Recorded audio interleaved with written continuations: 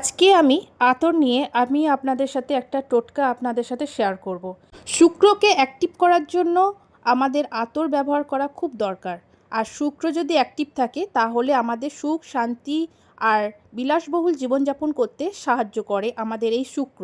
শুক্রকে কিভাবে অ্যাক্টিভ করবেন? প্রথমে এই আতরটাকে ব্যবহার করবেন। এই আতরটাকে নেবেন বাঁ হাতে অনামিকা আঙুলে, মানে এই কড়ি আঙুলটার পাশে এই যে আঙুলটা আছে, এই বাম হাতে অনামিকা আঙুলে ওং ভার্গবায় নমঃ করে এই কানের পেছনে এভাবে লাগাবেন।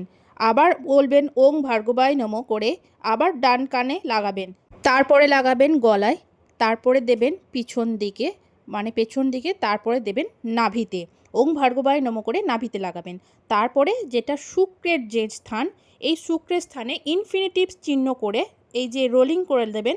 তারপরে রিস্টে লাগাবেন। এই রিস্টে লাগিয়ে দেওয়ার পর এখানে এভাবে দুটো হাতে করে ঘষে নেবেন।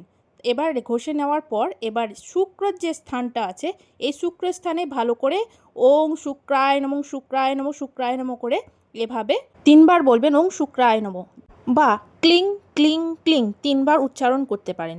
আমার এই রেমেডিগুলো যদি ভালো লেগে থাকে অবশ্যই সাবস্ক্রাইব বা ফলো করতে ভুলবেন না। তো আজকের মতো এইটুকুই। রাধে রাধে।